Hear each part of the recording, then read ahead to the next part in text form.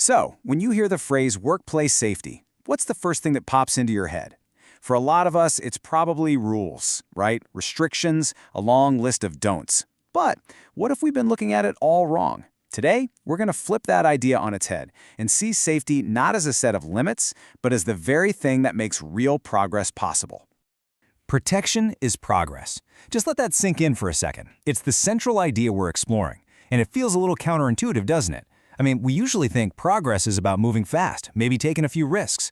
But what we're about to see is that the only way to build lasting, sustainable progress, the kind that lets us innovate and be truly creative, is to build it on a solid foundation of protection. Okay, so how does that actually work? How does putting a focus on safety actually unlock our potential instead of holding us back? Well, let's dive into this first big idea that making a place secure is way less about just preventing bad things from happening and way more about actively creating the space for good things to flourish.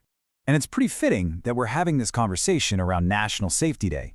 It's the perfect moment to really shift how we think about this stuff, to stop seeing safety as just another chore and start honoring it as a core value.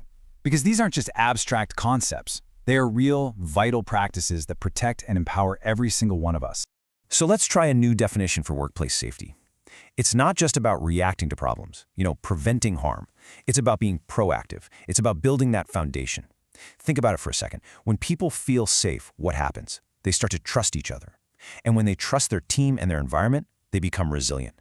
And a team that's built on trust and resilience, that's the only kind of team that can truly progress. Yeah, it all comes back to trust. Trust is basically the fuel that makes any successful team run. But how do we get it? Well, it's not about making promises. It's about creating an environment where people feel genuinely secure. It's about turning that abstract idea of safety into real, tangible confidence. And it's so important to get this, we're not just talking about factories or construction sites here. As our source material points out, this stuff is universal. It doesn't matter if you're a welder, a software developer, or a scientist in a lab.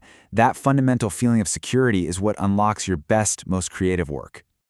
This really lays it all out, doesn't it? You can see the two paths a workplace can take. Over on the left, you've got an environment just choked by anxiety and fear. Nobody's going to stick their neck out with a new idea there. So everything just stagnates. But look at the right. With that foundation of safety, all that fear gets replaced by trust and confidence. And that's where you see real resilience and genuine growth happen. All right, so building trust through physical safety, that's one half of the puzzle. But what about the other half? Because it's not just about the environment around us. It's also about what's going on inside our own heads.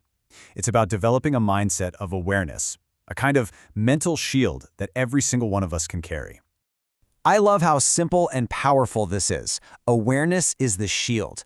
And this isn't a passive thing. It's not just about noticing stuff. It's an active, protective tool.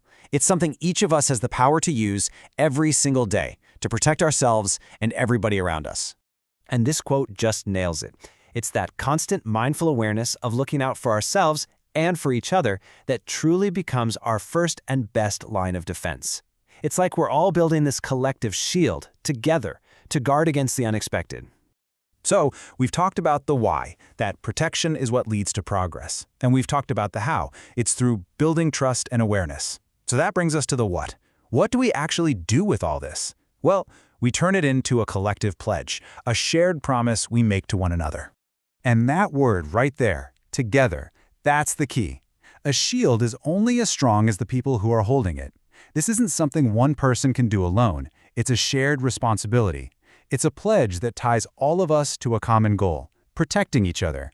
And this pledge breaks down into three simple but really powerful commitments. First up, safety first. That's all about priority. It means safety isn't just an item on the checklist, it is the checklist. Then, safety always.